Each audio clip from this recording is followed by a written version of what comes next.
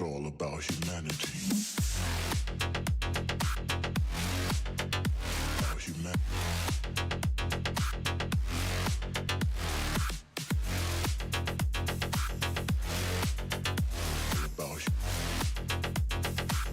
It's all about humanity. About humanity.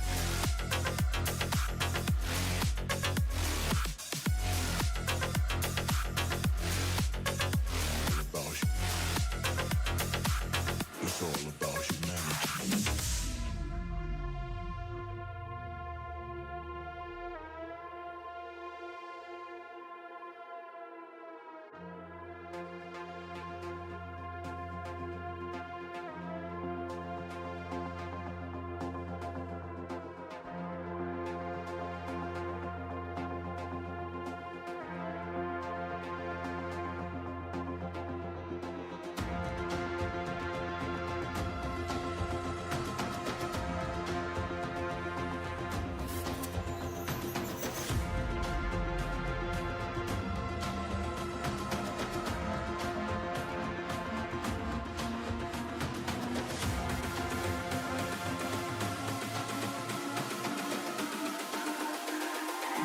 It's all about humanity.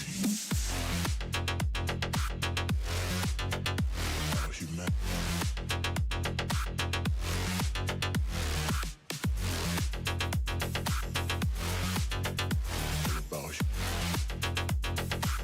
It's all about humanity. About humanity.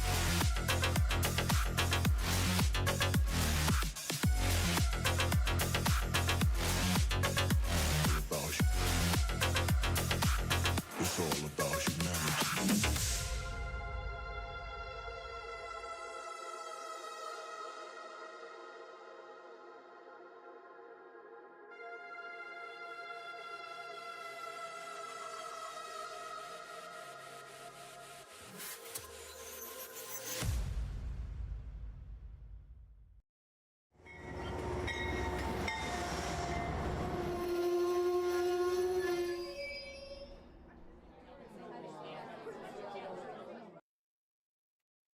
Hello, model citizens. Welcome to Humanity Junction. Tonight on Trains and Tech, we're going to talk about size does matter. I feel like I've been lied to all my life. We are going to get into size tonight. But before we do, I thought I'd just mention, I guess I really only have one new thing tonight. So I don't know if I could so much say I have a problem tonight, but I did purchase something sort of related to what we're doing here tonight. So what that thing is, and I don't know how big of a deal it is to you guys, but for me, I find that it's a big deal, and that's when I'm doing a live stream and we're talking to each other, and I'm here right in front of the camera. It's easy to see me, and my face is lit up, and I don't know why anybody would want to see me, but it's part of this whole YouTube thing. But if I back up a little bit, right, like there's no more front light, and it's been bothering me for a long time because, if I go to like this view, or I go to, let's see, this view here, right, like I'm kind of just in the dark. So why not? I've got all these cameras in my room. Why not add some additional lighting as well? So across the top up here, I did add some additional lighting. So now when I'm standing back a little bit further, or we're talking about something in the space, I'm not in this like vacuum, this deep, dark space. So I thought it was kind of useful to get them set up, and I'm happy with the results. Here's what they look like on, here's what they look like off. I do think lighting is very important to help, focus your eyes, focus your attention at what you want people to be looking at. So that's my big new change for tonight. Hopefully I don't know. I don't know if it's interesting or not interesting.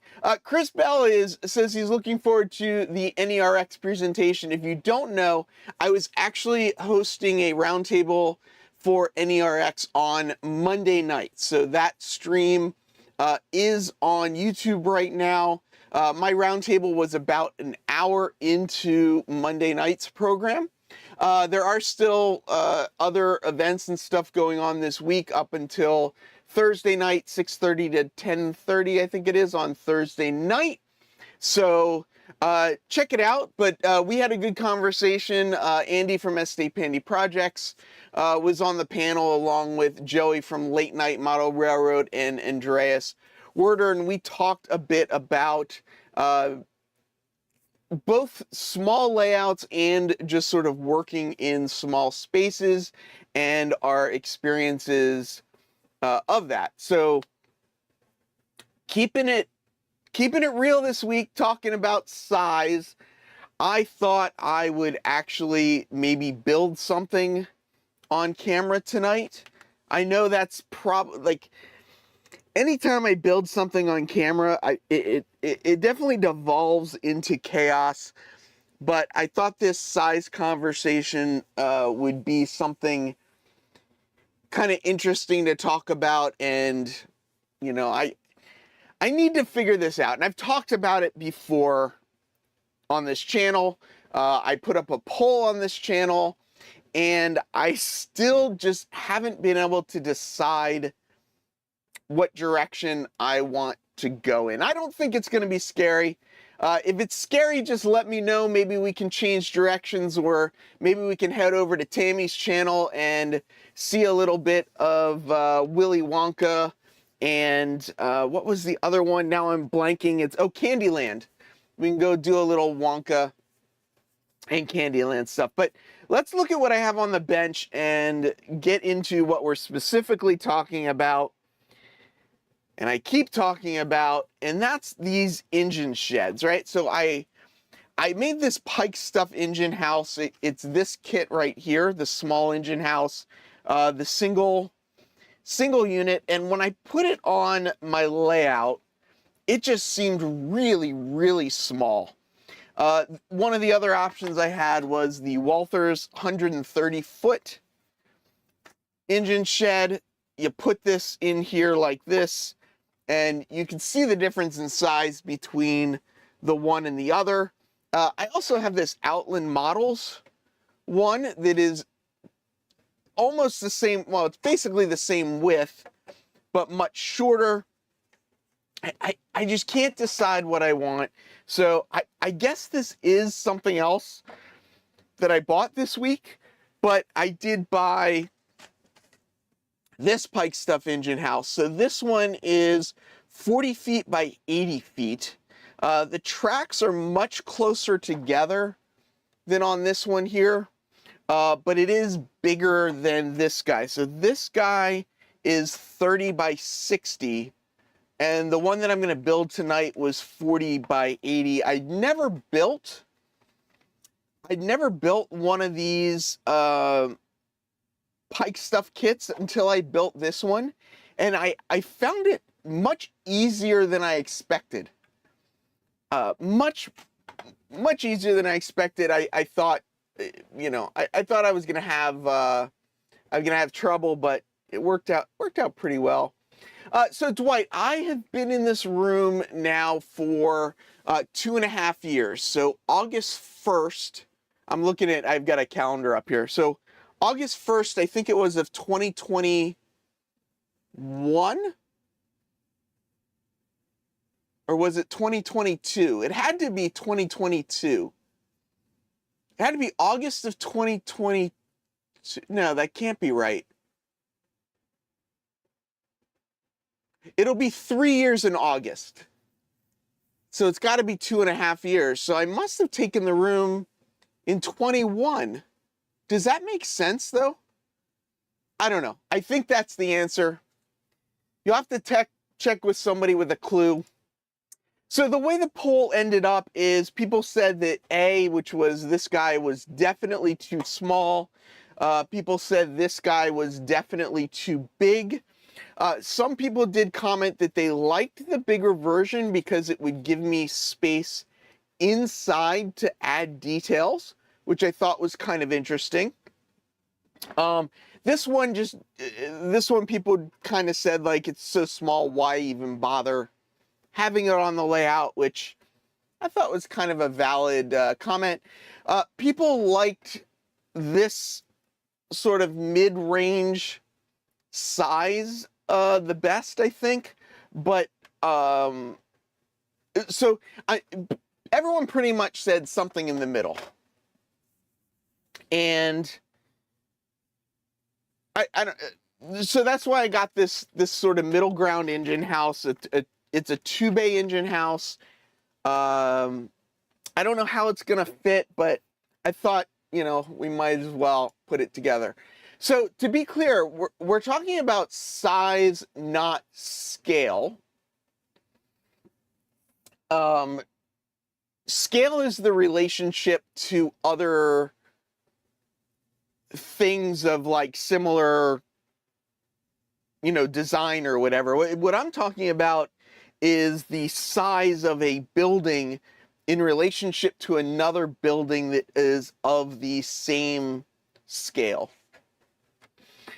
So Chris, I did really like the Pike Stuff build. I thought it went pretty easy. I should probably have done some painting and stuff before I kind of put it all together, but it's they're cheap enough kits that I feel like they are a great tool. Whether they end up being your final kit or not, I think they're a really great tool to help get some stuff on the layout and figure out some various sizes of things. I don't know if people saw this or not, but I did post, I do think, why don't I turn the lights on, right? I do think I'm going to end up using this one back here in this corner. I think it does fit pretty well in that corner there. And let's see, maybe I need to see if I can figure out, I don't know which camera is going to pick it up. It's not that one. Maybe it'll be this one. And of course, that one's not coming on at all. 1, 2, 3, 4, 5, maybe 5 will pick it up. I don't have anything really pointing in that corner. Oh, and of course, my image is in the way, but you can kind of make it out. If I come over here, you can kind of make it out right there in the corner. And I'm going to use it kind of as a view block a bit for this opening here as well to help separate between these industry tracks. Anyway, I'll try and get a better camera view set up so that we can see that a little bit easier. I don't know the answer.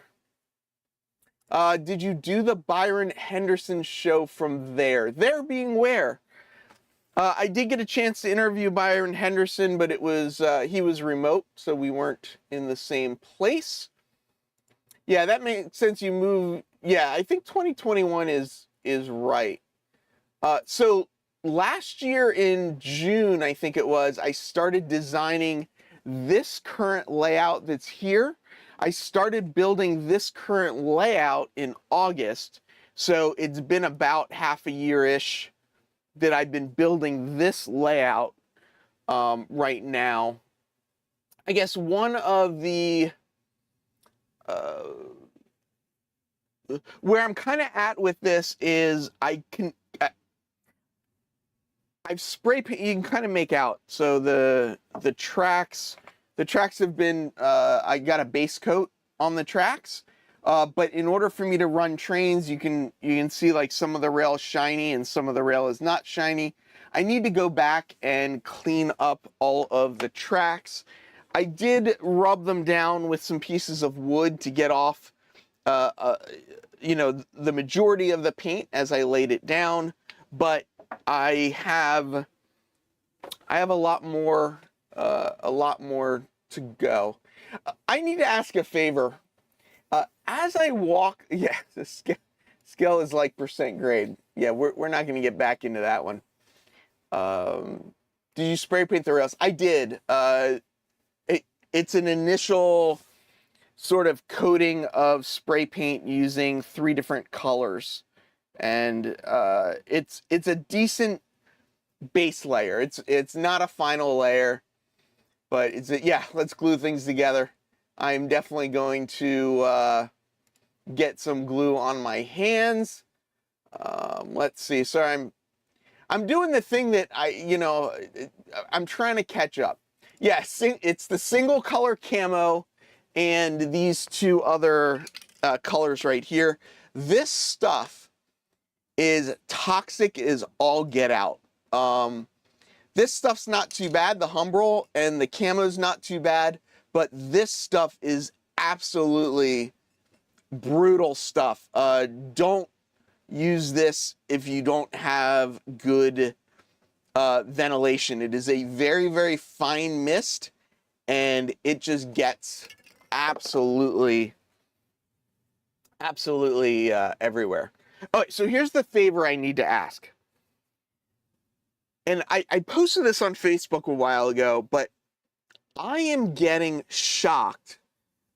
Like if I walk from here to the back and I touch the track, I get shocked. And then I come back here and I touch my computer keyboard and I get shocked.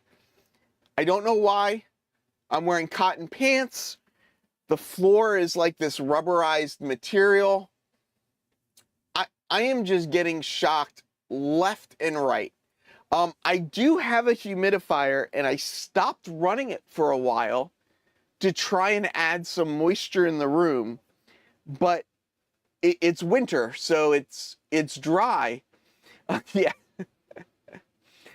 Just don't touch anything. So what I'm thinking of getting is one of those little like leashes that you can wear that grounds you. But I'm wondering, like, my room is 8 foot by 9 foot, so I should be able to pretty much, move anywhere around the room with, something kind of connected to me or whatnot. So if anybody has any suggestions on, there's so many of them. You go on Amazon and you say like, oh, I need like some static discharge thing. Like there's so many of them. And like, I don't know which you get. Yeah, I've never been grounded either. My battery could be low. Oh, interesting. So the floor is insulating me. So even though it's rough, yeah, I don't know. David, I didn't end up getting the beige and olive drab for the camo. I just had some other rust-ish colors that were of a slightly different color. So yeah, so Andy, if somebody could send me a link of what they would recommend, I would like one of these ESD things, let me know as well. Yeah, I don't necessarily want to add moisture to the air, but I know. Oh, that's interesting. Put something on the floor that I can step on that is anti-static. That's, David, knowing you, that is actually hilarious. Would be synthetic curtains. I do all of these curtains back here. These are all like synthetic,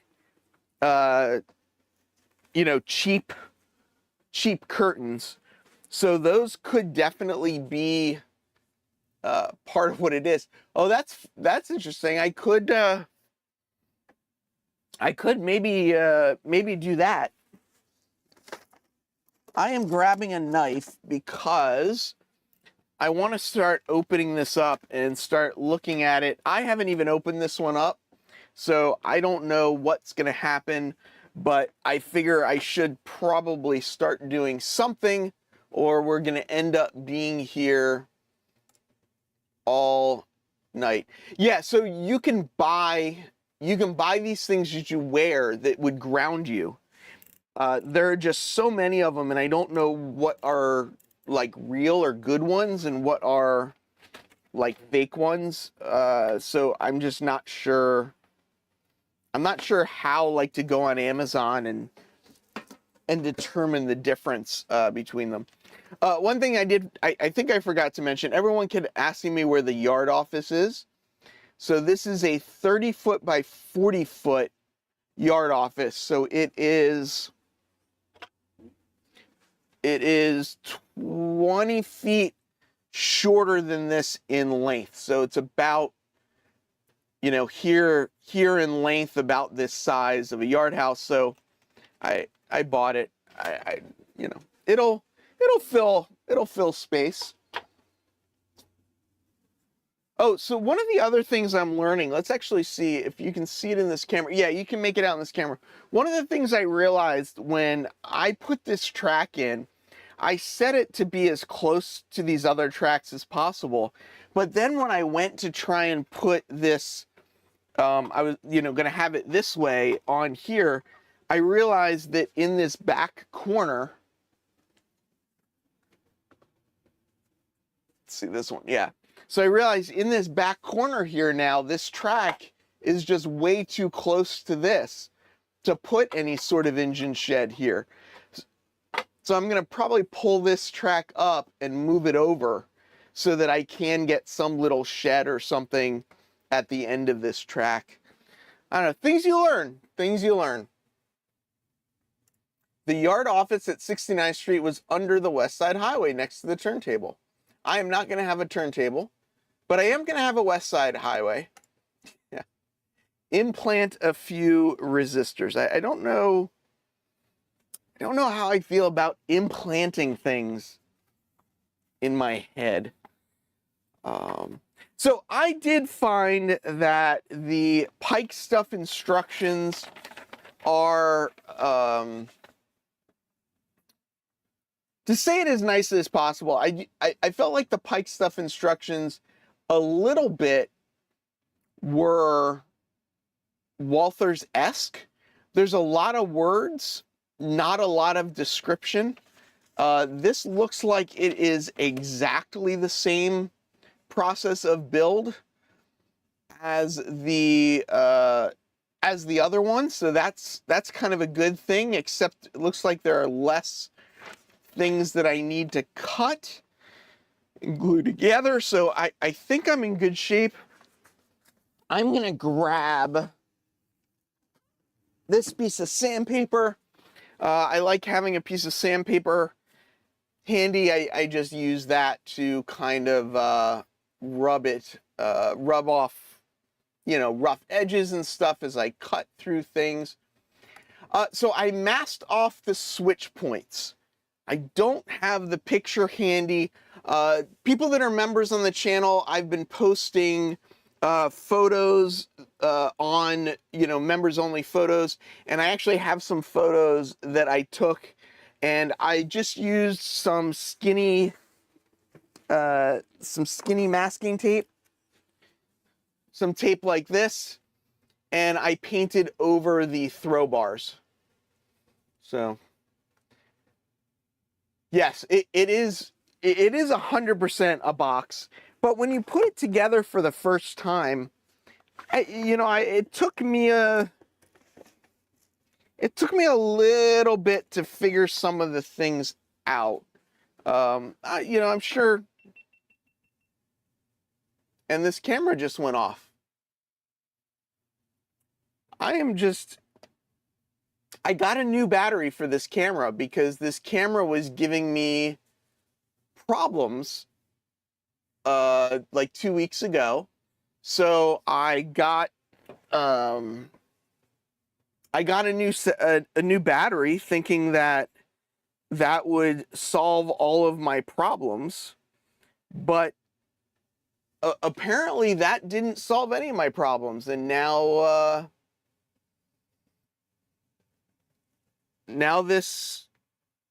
my camera's not working. It's always something, right? It's got to be always something. Because if it wasn't something, it would be nothing.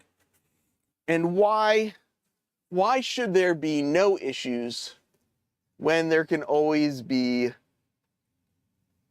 some issues? Yeah. I do have another problem. I'm trying to figure out what I'm trying. I opened up the app. Maybe it wasn't charging,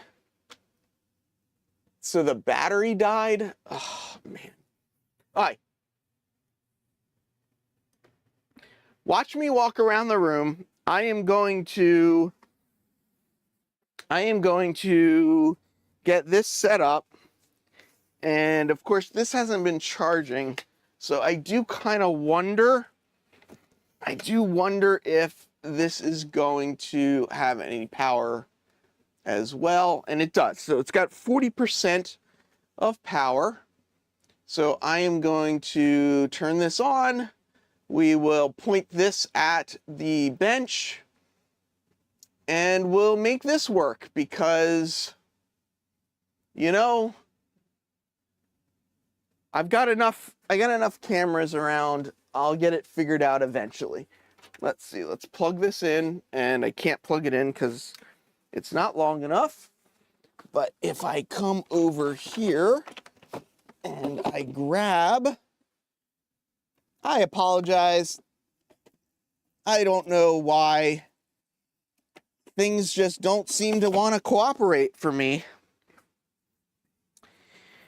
So, you know, we've got options though, right?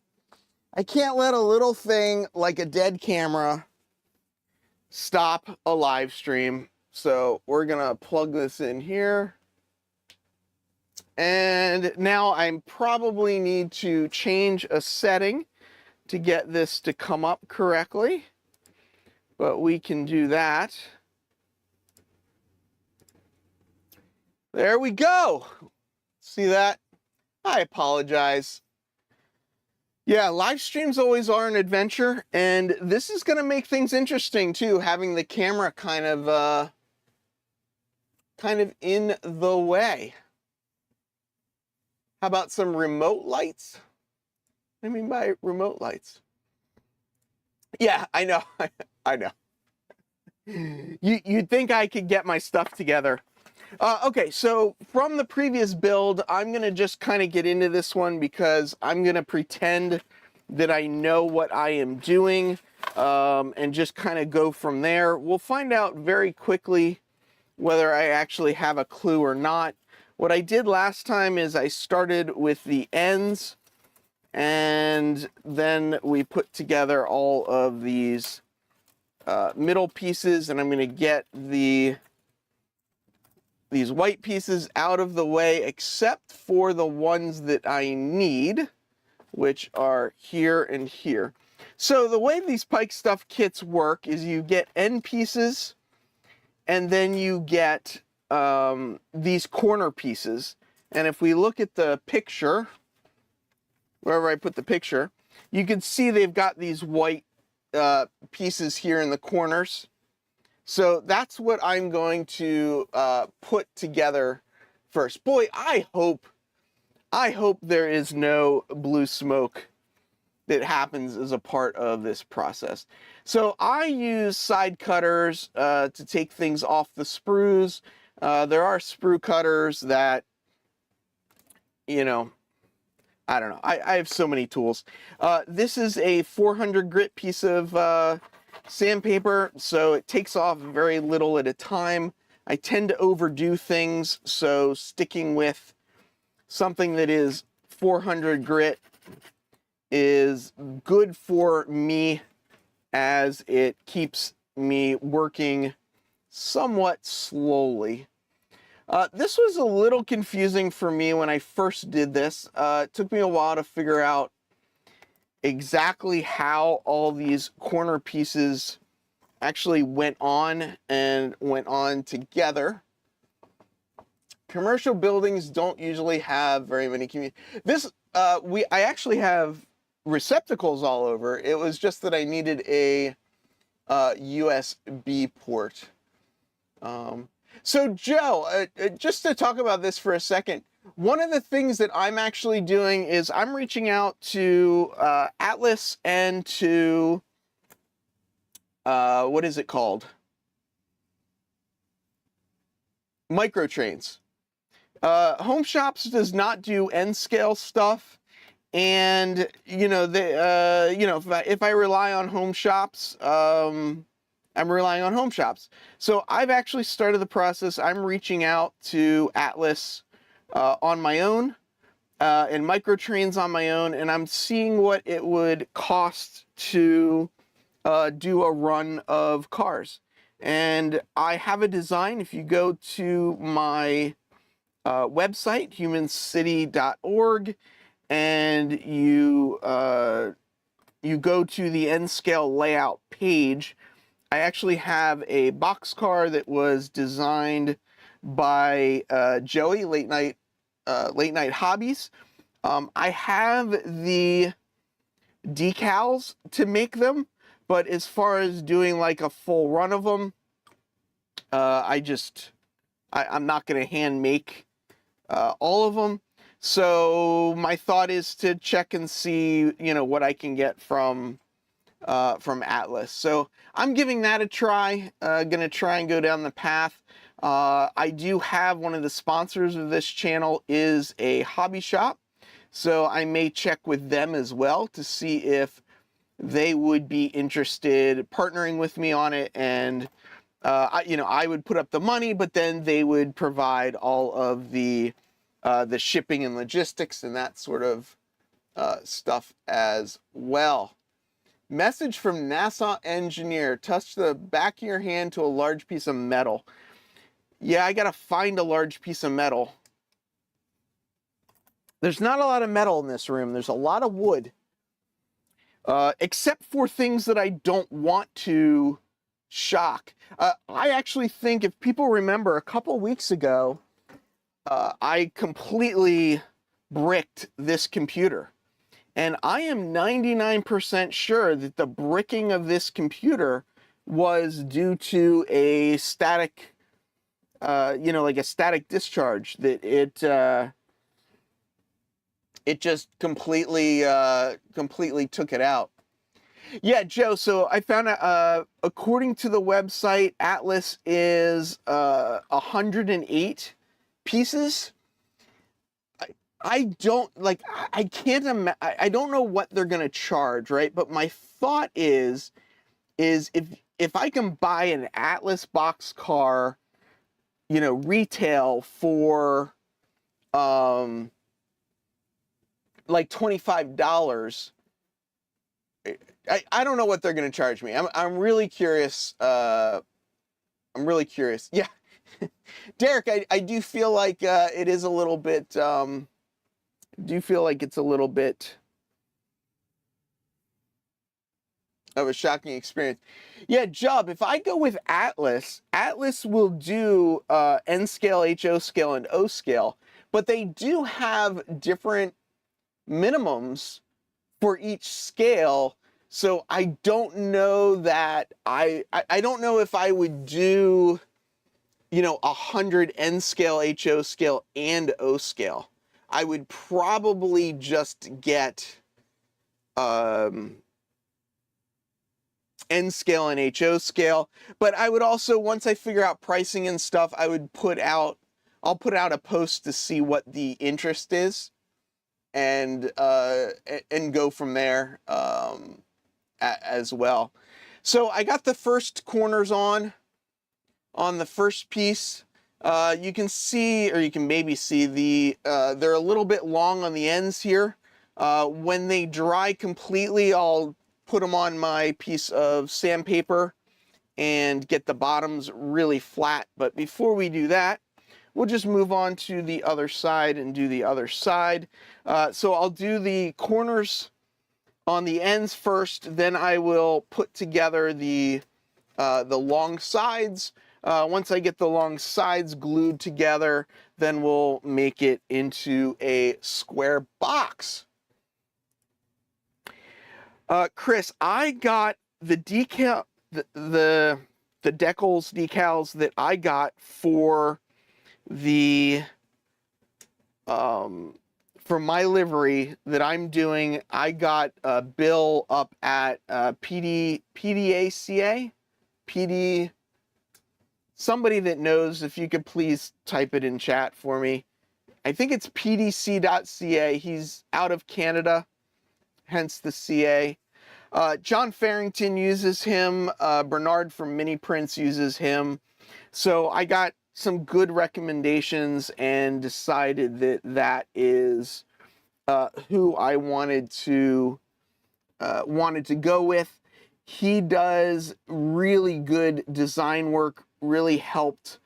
I gave him Joey's design that Joey did, and he really helped, I guess I want to say, prototype it. The way he does it is there is a setup fee, and then you pay for whatever decals you buy. I don't remember the exact costs off the top of my head, but I remembered that it was incredibly, I don't want to say incredibly, oh, there we go. So we've got the first problem, a little bit of DNA. I remember it being cheaper than I expected it to be. So I was happy with that. Highball Graphics does seem to be another one that I've seen people get really good results from, that Joey is talking about there. I think, God, I don't remember. I don't remember the pricing at all. Reach out to Bill, though. He does have a website. I'm hoping somebody else is going to post it. But he'll get back to you pretty quickly. And his turnaround time too, he would like tell me, like, okay, I'll get to it in the next week, and then like 4 hours later he would send me the proofs to review.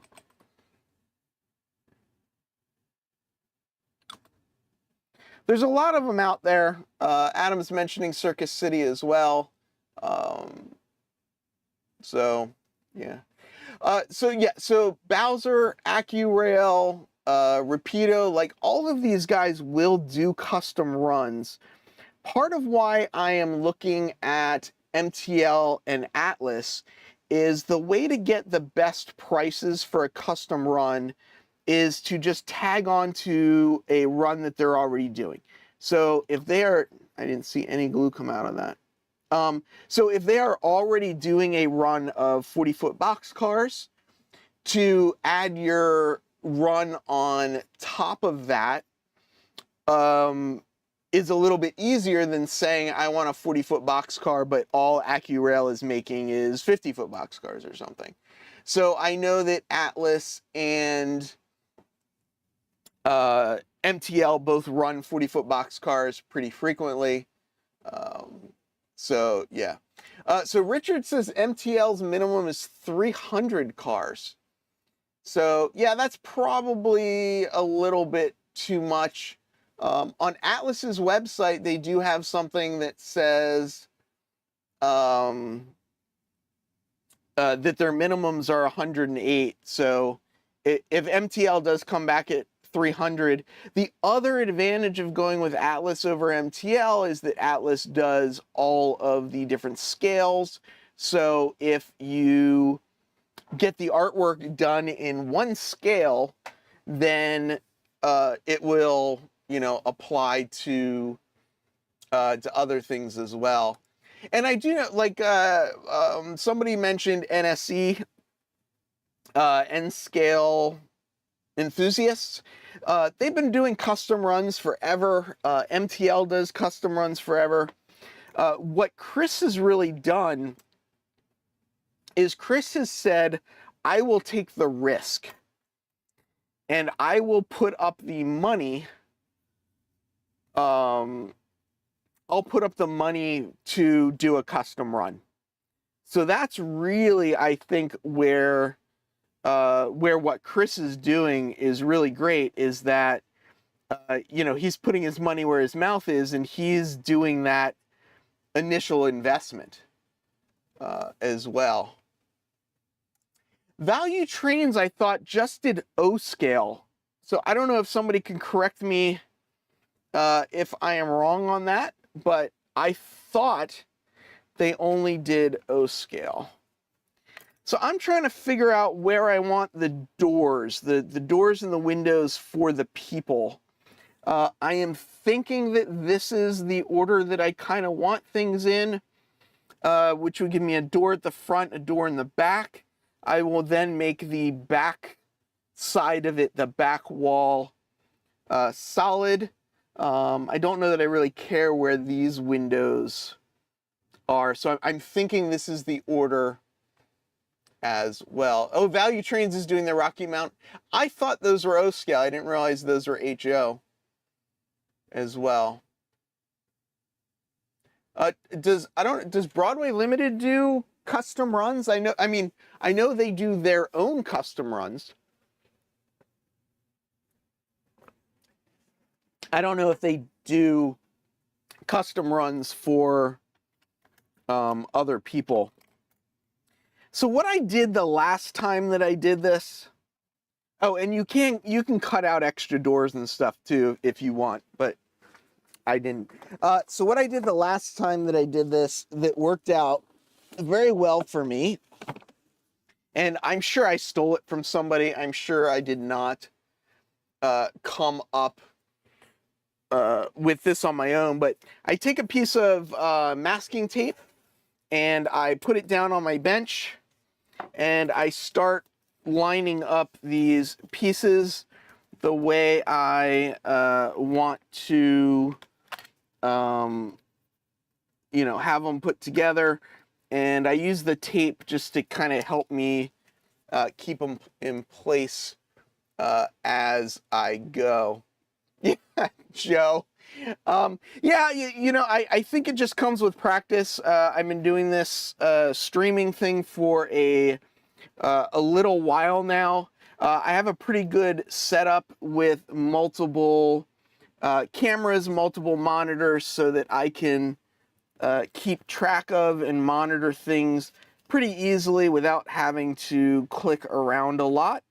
And it does just make it easier to stay interacting with people. This is actually the first time I've built something in a while on the stream, though, but yeah. Russ, that's true. I mean, again, like, it's just a practice thing. When I started this YouTube channel, I really thought that this was going to be a faceless channel and that I was never going to show myself on screen. And here we are. Here we are. Turn them over and put the glue on the back. This is the back. The front is this side here, and this is the back side. And what you actually do, at least according to the instructions, is they have these sidewall glue strips. So you put down the glue strips and you use those to actually hold it all together. So I'm actually going to use these glue strips instead of just putting glue through the seam, because every time I put glue through the seams, I seem to get glue everywhere. So I'm going to cut off these glue strips, and you use them both for the roof and for the sidewalls. So I'm going to use these for the sidewalls, and then I will use the other ones for the roof. And I'm just going to kind of just sort of line them up. And I didn't take all the burrs off of these pieces. I'll do that with the sandpaper at the end as well. Yeah, Joe, Pike Stuff does have instructions. A lot of words, a lot of pictures. The first one, it really did help me figure it all out and put it together. Now that I kind of have a little bit of a clue, though, I'm just kind of going through and figuring it out as I go based on what. And now I'm a hand model. I wish. I wish I could get big bucks for showing my hands. So what I am doing is I am gluing down the one side on this way. Because I'm right-handed, I'm holding with my left, gluing with the right, and I am going to spin it around and glue then the other side as well. I find that moving the piece around so that it is an orientation that makes it easier for me to work on helps me with my control, because if I was trying to do this with my left hand, I don't think the results would quite be what we want it to be. So this side is now glued. Now I'm going to come back and glue this other side as well. If I was being really smart about this, what I would really do as well probably would be to cover the seams and everything at this point. I would do that just to prevent light leaks, because I do like lighting my buildings. So so I am going to put a little dot here just to give it a little strength, but hopefully it's not going to come through to the other side too much. But there's the one wall. Now we'll let that dry for a second. And you can see already, I mean, the wall's pretty sturdy already, right? I mean, just a little bit of that, the extra thin cement, and it worked out just swimmingly. At least I'm using, is it Tamiya or Tamiya? I never know. I hear it said differently every time. Why do you say at least I'm using it? I mean, there's some other really great glues out there. The, what is it called? The Master, well, the Tester's Master, whatever it is. Yeah, I know. Real good, right? I'm really coming up with some great information right there. Again, I'm not worrying about, there are little nubbins on the top of this. I'm not worried about them. We'll sand them down when we get to them. Later, once we're about to put the roof on, I will sand the whole edge, or the whole rectangle, as it will be at the time, to get everything lined up. I didn't like the way that one looked lined up, so we are going to do this one more time. And now I'm going to use the other little bits here to glue these walls together. And then once we get these glued together, as people keep saying, it's just a box, right? So we'll make the box after this. Plastrux is a good one. Yep.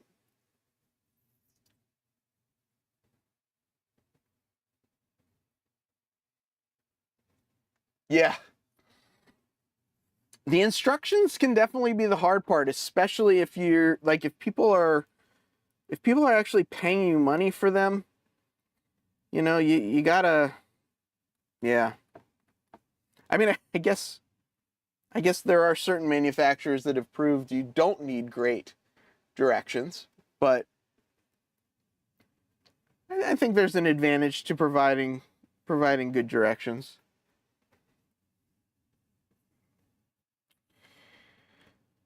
So I am still working on, I got to take the paint off the tops of all these rails. I still got to get all of the switch machines finished up. All of the switch machines are moving and operating correctly. What they are not is basically labeled correctly in JMRI. So that is the goal, is to update all the panels and stuff. I guess I'm kind of taking a little bit of a sidetrack from the wiring while I am doing the base coat of weathering on the tracks. And, before I get things too glued down, I want to make sure I have some of the important buildings in kind of the right spot. So this is a deconstructed unboxing. That's true. Yeah. It's just a job, man. You gotta, you can't, yeah. You know what you're doing. So the other thing that this tape does really well is that it now gives me a way to connect these corners and tape them in place while I am gluing this. So that was the other thing that I kind of figured out by mistake, was that having this tape here makes it easier to get the box, I guess you can say, put together. So I'm just going to bring this tape up here to keep that corner as a corner, and we'll just go and we'll just go ahead and just glue it, because we're running out of time. I don't think I'm going to get the roof on tonight, because I gabbed way too much in the beginning about being shocked. The roof is what I'm going to use to help sort of square it off, so I'm not as worried about the squareness of it. And I will also use the sandpaper to, help square everything off. Yes, it'll make things maybe, tiny bit shorter than the intended design maybe, but it works. It works for me. It's close enough for government work. I do intend to paint the insides black, but probably, I'll get to it. I'll get to it eventually. These really are right now, I'm at least considering them as my temporary buildings. Whether they end up being the permanent buildings or not, I don't really know yet. This style construction, I do have some pictures of the area where some of the buildings are this style of construction, so it's not that it would be out of place or out of the time area or anything like that, but I just don't know that this is going to be what I want the final thing to be. So these really are for sizing purposes. Get the size right, and then figure out the rest from there. Figuring out the size of these, why it's so important, is because it will enable me to put the tracks in the location that I want to put the tracks. The tracks around the engine shed are not currently in their final locations, because I just don't know. I just don't know what I want them to look like. So here comes the 90 degrees. I watched a funny short the other day to get him a square. She asked what did it look like. He said a triangle. She said she learned shapes as a kid. A triangle is not a square. That is true. That is very true. Oh, you're painting your dragon that you got?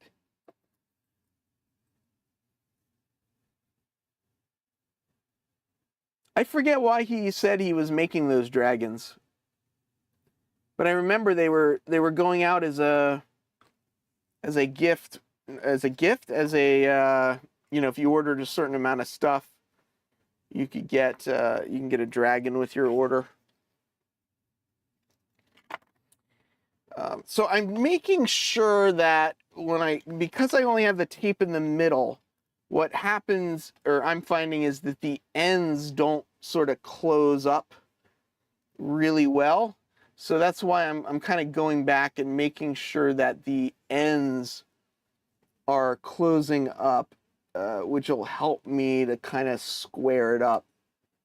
Or, as square as a building is, if you're actually in construction, you'll know that it is very rare for anything to actually be square. There is definitely an intention to make things square, but they never actually are square. And, you kind of get them close. You use what you got to make it work. And,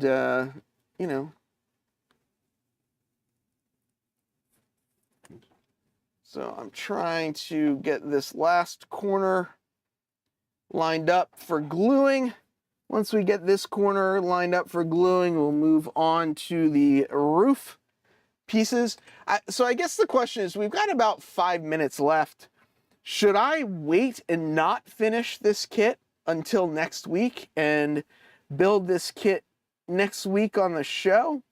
Do people like seeing me attempt to build things? Or should I go back and do, a little bit more of my regular show where I'm not actually building something during the show, and should I just finish it up this week? Bernard, we were just talking about you and your dragon, so I guess it makes sense. Yeah, exactly, Joey. I mean, it'll look squarish.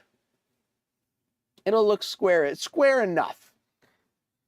It'll look square enough. And Derek says, finish it now, meaning just keep going on this stream. Or, yeah, I want to see trains moving. Jub, I want to see trains moving too. I am not 100% sure the best way to get all of the paint off the tracks. I really like the method of rubbing wood against the top of the tracks, but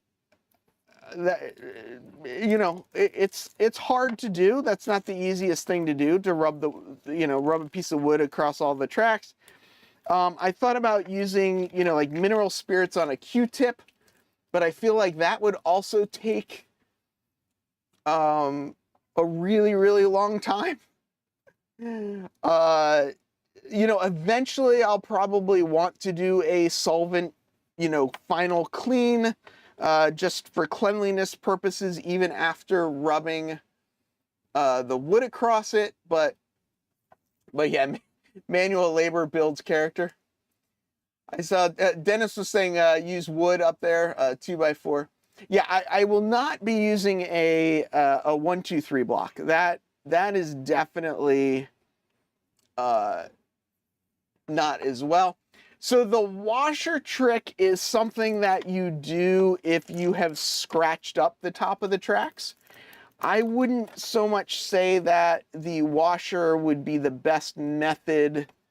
I mean, maybe I'm wrong, but I don't think the washer is the best method for just getting the paint off. I do find my nail actually does a really good job scraping it off, but I'm just completely messing up my nails as I go, and I'm kind of trying to avoid completely messing my hands up doing this. So it might just end up, that I gotta just take my time and just do it, right? I mean, I guess, there's a reason that saying is so popular with Nike, right? Is just do it. Yeah, so right now my track is not jacked up in any way. I haven't used anything on the track to scratch it up. The problem with the masonite that I have, and let me see if I can grab a small piece and let's see if I can explain it. So the masonite that I have is a higher end masonite where it's been finished on both sides. So both sides are really smooth, which is great for things like the fascia and for other things like that. But for rubbing the track, I really think the masonite that has that one side that isn't finished, that kind of has all of the like bumps and stuff on it, I think that's the better thing to do with the wood. The reason, so I thought about 99% IPA or mineral spirits with a cloth. The problem with a cloth and N scale is it is very hard in N scale to wipe off the top of the rail and not wipe off the top of the ties. There's not a lot of distance between the two. So that's why using a piece of wood works out so well, is because the piece of wood gives you that sort of stiffness that you need to not be dragging a cloth with solvent across the top of the ties. So yeah, exactly, Chris. I need the bumpy stuff. Split rock, it's called burnishing. I don't know all the details of it, but when you take a stainless steel washer on top of the nickel steel rails, it somehow takes the scratches out. Oh, here you go. The idea is that if your track has scratches, a washer folds the scratches in on themselves and repairs the track. But yeah, I'm not going to use sandpaper or any of the, the Bright Boys or any of that kind of stuff on the track. I'm gonna stick with either, wood or, a solvent of some sort, and go with that. I did think about using popsicle sticks. I do have a bunch of popsicle sticks, so that is definitely an option as well. I'm noticing it's a little bit too much. Yeah, but see, then it comes through. There's a lot of movement. There's a lot of movement at the very bottom of the where these come together. So I'm just trying to get enough glue to keep the bottom together, because the top will come together when you put the roof on, but keeping that bottom part together. And it does come through a little bit, and you can kind of scratch the excess glue off. Oh, I'm like showing this as if welcome to live streaming. I still don't know why this camera died on me. I don't know what the issue is. It's got its own power supply. It's it should have. Anyway, so here's the double. Here's the double one. Here's the single one. Obviously, the double one will have a roof on it, but this definitely is a bigger facility. The tracks are pretty close together though. But it's I do think it's, I don't know if it's big enough. I think it's good. It is smaller than this one, right? So this was the B that this is the B that a lot of people liked. So you can see it is, it's a little shorter. It is a lot narrower though, because this is actually a 3-bay that I took out the bays. So this would be the 2-bay version, essentially, of this guy. So yeah, I mean, I like the idea too of not having all of my locomotives like inside and like hidden in something.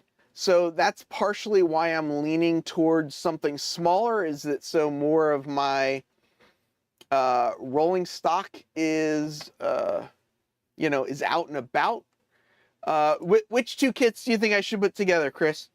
Because I do also have the other kit that I have handy is this modern yard office, and this yard office is smaller but taller, so it would give a little bit of like multi-level-ish. I don't know what the right word is for that, but I might build this too and see how it kind of works with these. I've got some other Pike Stuff kits somewhere as well. Are you saying Joe, are you saying these two look good next to each other? It looks good next to each other, like they discovered one wasn't enough and had another building built next to it. Yeah. So the other option is, or one other option I could say is, I could get a single bay and get more sidewalls to make a single bay longer and make a double bay like shorter or something as well. I only have two, the current plan is that I only have two engine tracks. So like this one, the idea was one would be inside, one would be outside. I am kind of thinking a little bit with this one that maybe I do only have one track that goes in this engine facility, and the other track does just run on the outside of it, even though there are two bays. And then it's a little bit of a bigger structure, but you still see the same number of locomotives that you would see, you know, with this guy. Like they wouldn't just all be hidden inside. So I guess I got a couple different things. The yard office is too big, or that engine shed. Too big equals smaller yard. Office that size needs a hobby store on the top. Probably. An office that big needs an observatory on top of it. Bit of vertical. Yeah, so that's exactly it, Dave, which is why I think like these higher walls could be an interesting thing to add. You know, I as I'm kind of looking at this stuff too, it's like I might just buy a couple of these Pike Stuff kits and like put something together maybe too, just to get the size. I don't know that this is quite big enough. I guess that's a little bit where I'm at. Is this is definitely too small. I think this isn't quite big enough. I think the two of them together, I don't know. I mean, maybe I have one track here and one track here. Or, I don't know. Place the one you just started on the track so we can see. Oh, I didn't even... I was thinking I was still using the overhead camera, so I couldn't move the camera to show you guys actually in the location.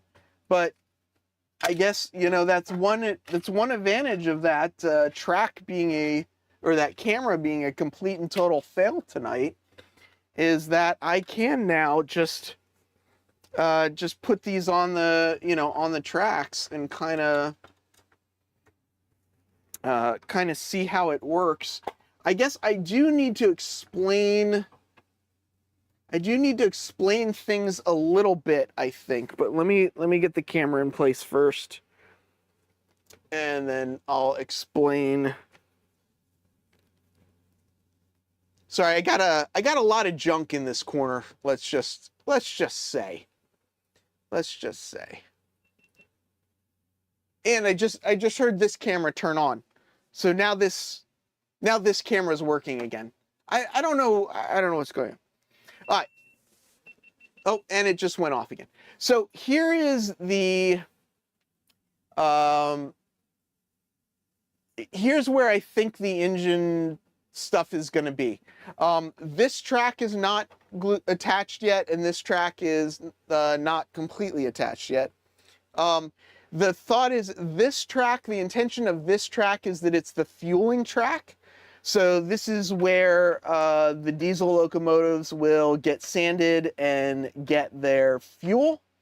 And then the idea was that these two tracks would feed into an engine house, and they're currently spaced They're currently spaced for this guy, but as I said, like I can change the spacing. But so the original thought was using this guy here, kind of having it line up with the edge. Then I put this guy on it, and it was just, you know, it was just kind of too small, right? It kind of looked out of place. So I was thinking like this might be an option, and I can, you know, bring the tracks closer together. Or the other thing I was just looking at is maybe this gets, you know, maybe this gets put together like this or something. You know, maybe this is you know, maybe this becomes an option, or something like that, where this one bay is open, and maybe they have utility trucks and things like that in this bay. You've got, you know, one bay here for some locomotive stuff, one bay there for other locomotive stuff. Heath, switch the building so you don't cover all the doors and windows. Yeah, I'll eventually just build, you know, rebuild it. Swap it the other way. So put the small one in the back and the big one in the front. Heath, I'm a railroad building minimalist. Rip and caboose all in a 2-bay small building. Yeah, you know, I don't think I'm going to have a lot of buildings on this layout. Smalling building can be for equipment and maintenance. Swap them around. Turn it around. Office on the winds. Turn it around. Office on the inside windows training center. Small on the other track. Are you going to have a switch tower at each turnout? Not at each turnout. There'll probably just be a switch tower at the, you know, at the front. So are people saying do it like this?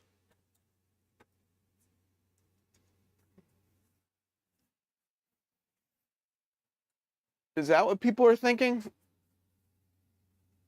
Need to figure, like this one, this track comes in, and then this is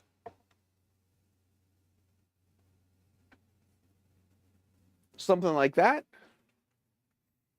But keep it on the layout, yeah. One more track up. So you're thinking I should have a shed on the fueling track? See, I don't think there would be a shed on the fueling track. I guess that's my... I feel like the fueling tracks, I think, would all be outdoors as well. The 2-bay for engines and the 1-bay for vehicles, cars, and the signal department. Fuel track goes into the shed. So I guess that's what I need to look at, is would there be a shed at the end of the fueling track? I mean, I guess too, like if I'm doing this, I could put this here as well, right? And then there's an open bay here. So there's the fueling track and open bay, 1 bay, and then one loco track on the outside. Still like windows around the top, make it a training center. Oh, so make it look like it's a double level thing. The locomotive facility at this height would not be double level because the locomotives just clear this door. So at this height, there's not enough room for a facility on top. Remove the 3rd track, make a negative space scene. So that's the other thought on this as well. Let me back this up a little bit. Let me back this up. So the other thing that I am trying to decide that I haven't figured out yet is how long to actually make these tracks. So the idea is that this is the lead for the engine terminal, and then this would be the lead for the fueling track. So they're, you know, like 2 separate areas. The fueling track likely does not need to be this long for any reason at all. So when I laid the track, I just laid it as long as the track could possibly be before it hit the other track, with the intention that I can cut these at any length that I want. So I'm kind of trying to figure out, like, how many locomotives am I ever going to really want on the fueling track? and then I could cut off anything after that. How many locomotives am I going to want on either of the engine tracks, and then cut anything, off after that as well. So the original design of these engine tracks actually stop like right here, and this engine house would be, up here shorter, and this would all be empty space in the back. So that is still part of the conversation of all of this. So here is a funny on the PSAP. The fueling area is behind the building, so the engines go through to get to the fuel. Interesting. Why don't I widen the layout a few inches? A small railroad would combine one track to do all the servicing. Fuel track, sanding, and coal tipper for steam. Water tower needs to be longer. I'm not going to have any steam on the layout, or if there is steam on the layout, it's going to be complete fantasy. They would fuel, sand, repair all in one track, maybe two. Okay. Outdoor fueling can be on the house track for a short line. That seems appropriate. What does Tom Klomoski have on the GNER? That's a good question too. So the idea, I guess part of the theory of having these two tracks being separate from the fueling track is that the fueling track would be an active locomotive track, and these two tracks would be where locomotives that would likely not get used would end up, right? So like if a train came in, the train would come in, drop the cars, and then it would go to the fueling track to get fuel. It wouldn't come here unless it was getting serviced. So these would kind of be the extra trains or the extra locomotives, and this would be the more active track where the train would come and get fueled and then go back out. Fuel truck instead of a facility. There you go. They would want fuel, oil, water at the beginning of the track. That's the most used. The building would be for 90-day inspections or more serious multi-day work. So Thomas, though, would I guess the question would be, though, is my thought is that, the 90-day inspections would be on these two tracks or in this area. The fueling and the shorter stuff would be back on this fueling track.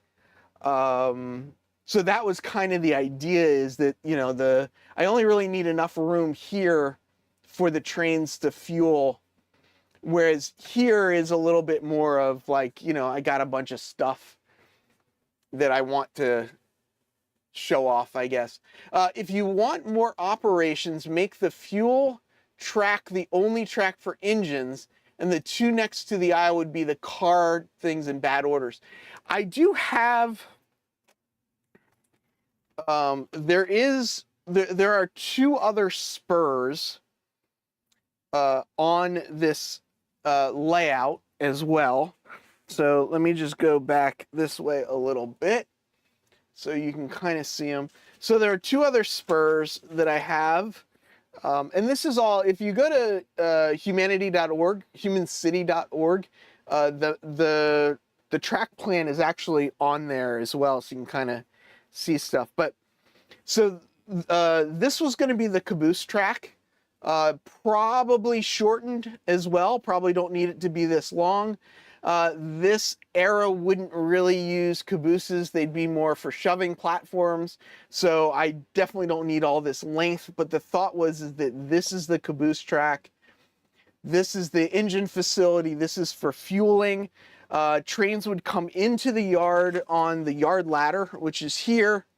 The locomotive would disconnect up on the other end over there, and then run around and drop the caboose and go wherever it needs to. The other thing that is on here, you were just mentioning a repair track. I've got kind of the thought was the repair track I have over on this side. So I know I got to get all this off of here to Now, I don't know that any of this is, I don't know. I'm not a prototypical guy. So some of this is just kind of the way I've seen other people doing things a little bit. But let's just see if I can explain this quickly on how, in my head, how things are going to work. So the train will come in on this track here. So the train comes in here, the engine gets disconnected, the locomotive gets disconnected, the locomotive would pull forward and then get the heck out of the way, back on this track here. Let me back this up. Let me back this up a little bit. Let's see, can I get more of this in?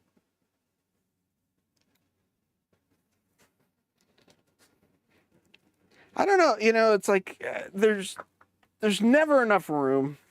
It's always, okay, so let's see if I can explain this from here. I don't know. We'll see. So here, here's the caboose track. Here's the track for the engine terminal that kind of splits off, and then the fueling track is a little further down that way. So the idea being is a train would come in, it would pull in on this track here. The locomotives would disconnect. The locomotives, which would be like the road locomotives, would pull forward and then back up onto this track here to then go into the engine terminal areas and stuff like that. Any cars that need fixing, the rip track, the thought was that the rip track would be here, so that, you know, a car could basically stay here and be put over on the rip track if it's got a problem. But this cut of cars would then be picked up by the yard switcher, pulled out onto the yard lead, and then sorted on these tracks right here. Leaving your in, yes, so that is absolutely why I want smaller facilities as well, is just to look at stuff. A lot of my layout is just to look at stuff, because how many locos am I planning on? I don't know how many I'm planning on. I don't even know that I should show this. We were talking about like the I have a problem side of things. This is the doodle bug. All of these here are switchers, from here to here. These are all switchers. So in theory, I can run any of these on the layout. These are the SD70 Aces, so these would be more the, you know, the road trains, bringing the longer trains in. But currently, these are all the switchers that I have. If I get really, I don't know. I don't know if I'm going to do it or not, but just to say it as well. I also have all these BLI locomotives as well. About I think there's 18 here. About 10 to 12 of these are switchers as well. So I may or may not run the BLI switchers. They might just end up sitting on the shelf. We'll see. Part of why I guess I am not really want to run the BLI stuff is I really want to run everything off of proto throttles, because I really like the braking. And so I'll use this with all the ESU decoders. So we can never accuse you. So I've overthought it, but I don't know that any of it is prototypical. What switchers are my favorite? I don't know. I don't know that I have one. Anything 4-axle I'm happy about. In Clinton, Iowa, the BN has a chain link fenced in area, just a little larger than a loco. Looks like an engine is in a kennel. I thought about that as well. I mean, I do think I'm going to need some fencing around some of these areas. Part of trying to figure out these building sizes is to get the tracks in a place where I can put some other scenery around them. One of the problems I had on my other the first Riverside Transfer 1.0 is that things were just ended up too close to each other, and there was no room for anything at all. Chris, one of the locomotives that I really like, unfortunately, it is not a sound locomotive though, but this is a 44 tonner, and I kind of want to have this on the layout somewhere for for fun. But the thought is I'm probably going to double head all my switchers. One of the HO scale layouts that I operate on, pretty much almost every locomotive is paired up, and it's like permanently paired up. And they do that because it really helps getting over any dirty areas of track. So I will likely double head everything. SW7, NW2s, which I know is not S4s. I got S2s, which I know, I don't know that it's prototypical. I don't think anybody would lash up two switchers together in a yard. I could be wrong, but it just seems a little bit like overkill. But because this is N scale, I do think that is something that I am very likely going to do. Joe says 3 house tracks hold more locomotives to look at. I'll be honest, I mean, you see the, might be able to see it better here. Yeah, you see the shelves behind me, right? I mean, this looks like a little bit like an N-scale hobby store behind me here.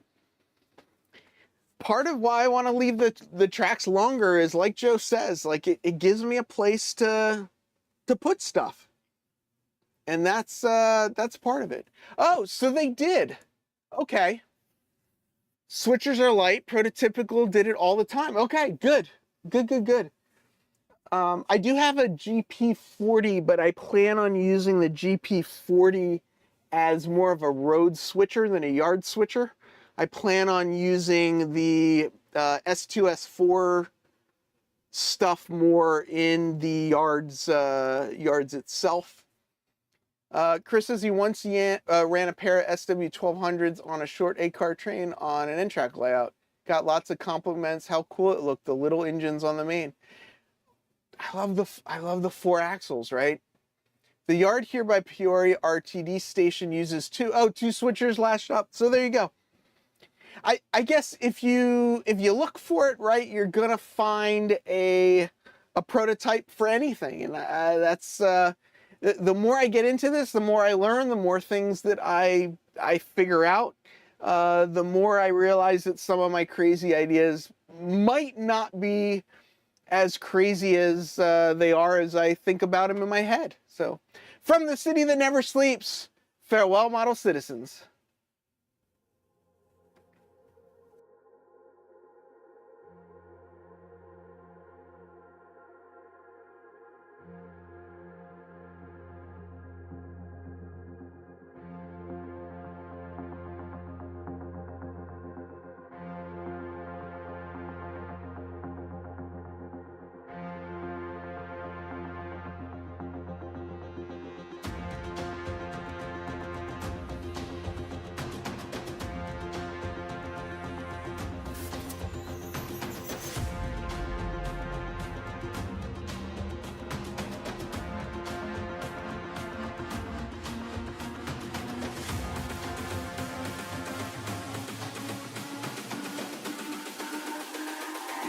It's all about humanity.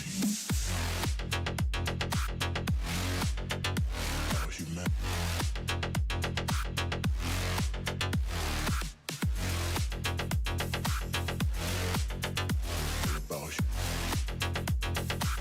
It's all about humanity. About humanity.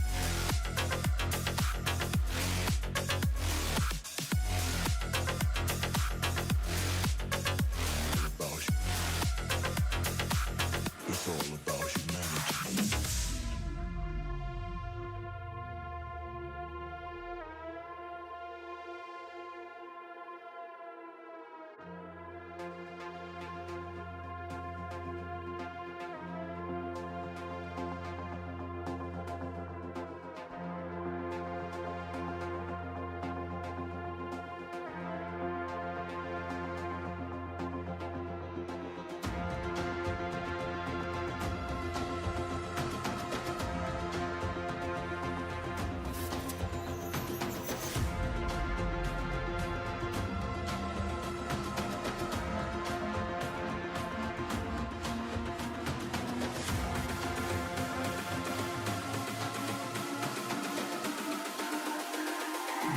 It's all about humanity.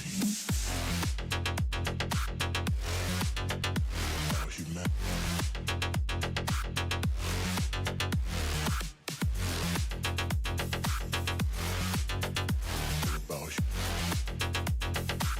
It's all about humanity.